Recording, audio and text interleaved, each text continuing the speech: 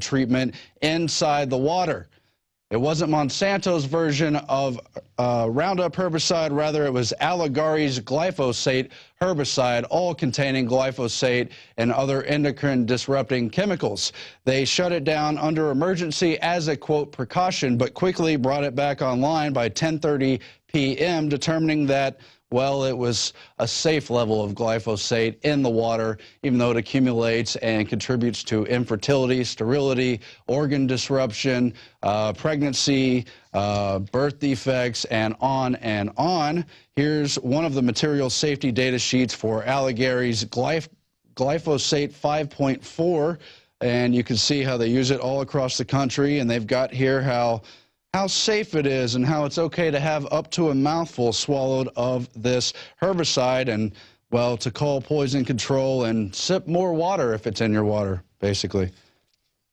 But this is actually a problem that's been going on all across the country. It's part of a larger, bigger deal that really hasn't been reported on. Back in June, I did an article on Syngenta, the other GMO firm, whose CEO frequently attends Bilderberg. They had to settle with more than 2,000 water districts because they had allegedly contaminated the water supply of 52 million Americans just in the Midwest region with their herbicide, atrazine, which is not really that different from glyphosate. Both contribute to birth defects, menstrual problems, endocrine disruptions, and they are known to affect reptiles, amphibians, fish, mammals, and on and on. But we are repeatedly told it's safe for humans to consume, and that even a lifetime of consuming plants grown with these herbicides or from drinking the water will not harm anyone, and it's okay, and it's not part of a depopulation deal, and it's banned in Europe, but just forget about it.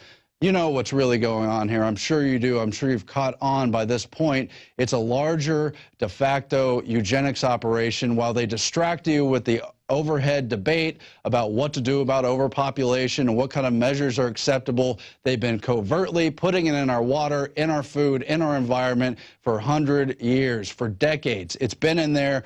They're doing it. They don't want you even focusing on that, and it's accumulating in your body. It's contributing to it's contributing to all the health effects we've seen surfacing in the population, cancer, and all the other problems. This brings us to some rather disturbing news just from today.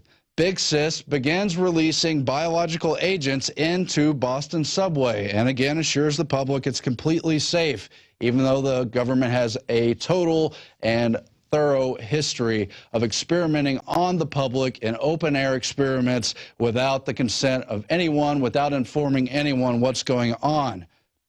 Homeland Security will begin releasing what they say is a dead bacteria into the Boston subway as part of a test to detect biological agents that could be deployed by terrorists, whoever those terrorists are, never mind the actual government entity releasing it into the actual subway where real people are going. But they're telling you it's safe, it's not going to affect anyone who's healthy, never mind what it would do to people who are already unhealthy. And they have not been forthcoming about what exactly this bacteria compound consists of, but they say, oh, it's a safe food supplement. If you can even believe them, if you can believe anything this government says, especially when it comes out of the Department of Homeland Security. But I've got their document, 33 pages or so, telling you how safe and tested it all is. But I also have piles and piles of documents of unauthorized, illegal experimentation on humans going back a minimum of 100 years, including the very well-known release of bacteria in the New York subways back in the 60s, where more than 1 million people were exposed to what they said then was safe, even though it caused health effects and possibly even deaths. They did it more quietly in Chicago, and that's just scratching the surface. Why do they say they could do this? Well, they've written an illegitimate law under U.S. Title Code 50, subsection 1520A, subparagraph B, where they say, well, there's restrictions on the use of human subjects for testing of chemical or biological agents, but And I've got a tile here with that law if we want to read it together. It says prohibited activities are, according to the Secretary of Defense, they may not conduct directly or by contact any test or experiment involving the use of chemical agents or biological agents on the civilian population, and furthermore, any other testing of a chemical agent or biological agent on human subjects would be prohibited. So that sounds good. That sounds safe. The government has agreed not to test on us until you read the exceptions in paragraph B. Subject to subsection C, D, and E of this section, the prohibition of testing on human subjects does not apply to tests or experiments carried out for any of the following purposes. 1. Any peaceful purpose related to medical, therapeutic, pharmaceutical, agricultural, industrial, or research activities. That's a pretty wide spectrum already. But the subsection goes on to explain how also not prohibited of unauthorized human testing is any purpose related to the protection against chemical and biological weapons or related agents. It also says any law enforcement purpose at all.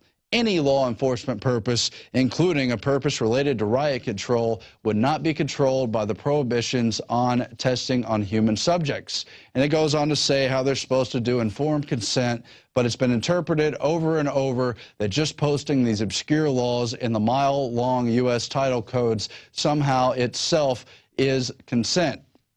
And you've got piles of documents. There's a really good Wikipedia entry, the unethical human experimentation in the United States document, which details hundreds of examples.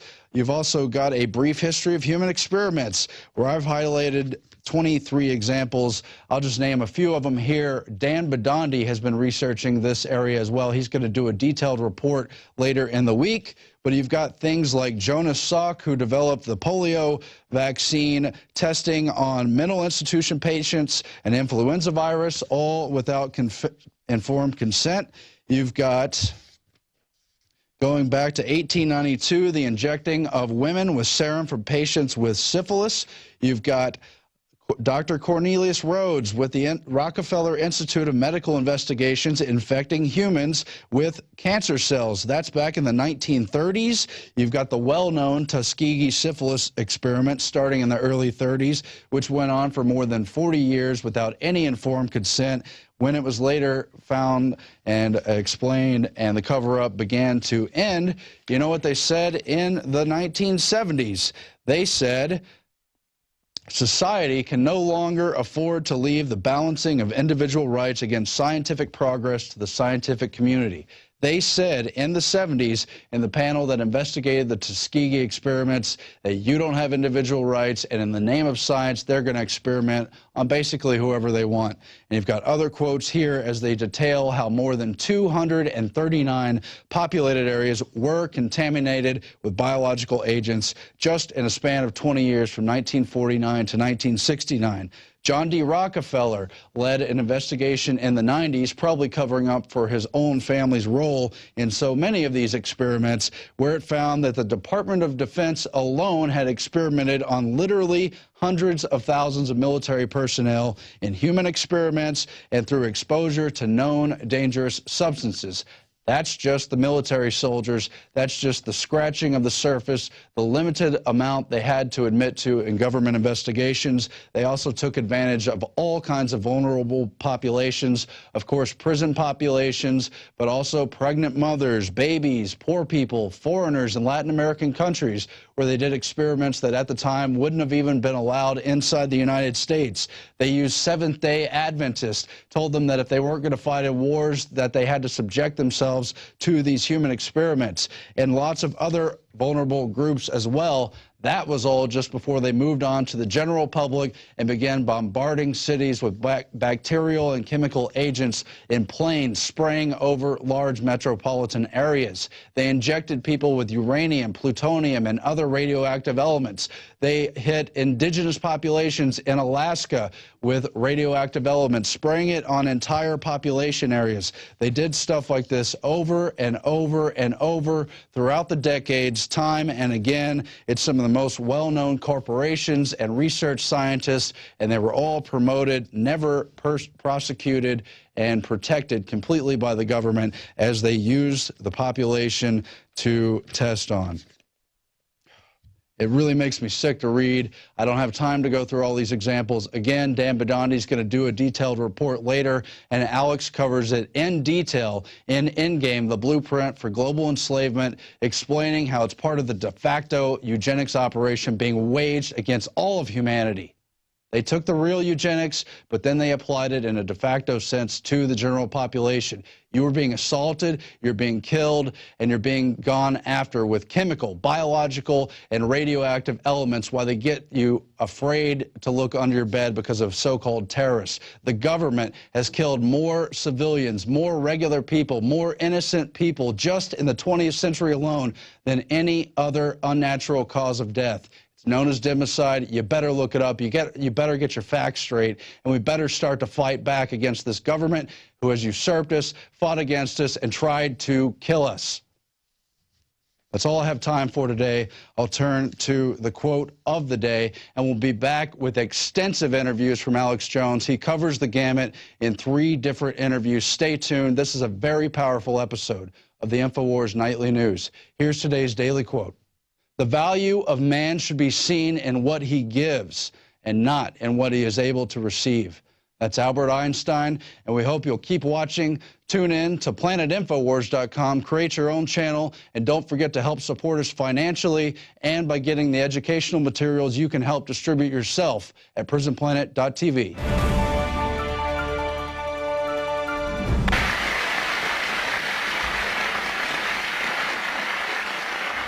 The elite have left a massive wave of destruction behind them as they cold-bloodedly experiment on civilian populations as if we are lab rats. A string of congressional investigations has uncovered more than 20,000 secret tests that were carried out against the American people between 1910 and 2000. One well-known eugenics study, the Tuskegee Syphilis Project, killed hundreds of blacks and spanned 40 years until whistleblowers exposed it in 1972. From 1943 until present, the British have tested lethal nerve gas on their own personnel on land, air, and sea. Many died instantly. Still others died grueling deaths over several years. The federal government commissioned secret radiation experiments on thousands of non-consenting patients. Hundreds of hospitals in the U.S. injected healthy men, women, and children with uranium and plutonium at dosage levels ranging from non-therapeutic to lethal, killing many of the test subjects. Pregnant wives of GIs were given vitamins by base doctors that actually consisted of highly radioactive uranium-239 and plutonium-241, resulting in violent miscarriages and the death of the mothers. I really enjoy it when the globalists try to poison us, and, well, we resist them via a free market system.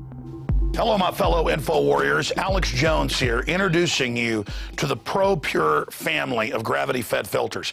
Now, you know that the globalists are filling our water with radioactive isotopes, fluoride, lead, mercury, arsenic. And one of the few systems that can efficiently and economically remove or reduce down to non-detectable levels these poisons are gravity-fed filters. And ProPure is the top of the line. Their filters are impregnated with silver, a natural antibiotic. On top of that, they're bigger, so they filter faster. You don't have to prime these the first time you use them. It's amazing. Go to INFOWARS.com and click on the shopping cart link to see the entire family of these babies.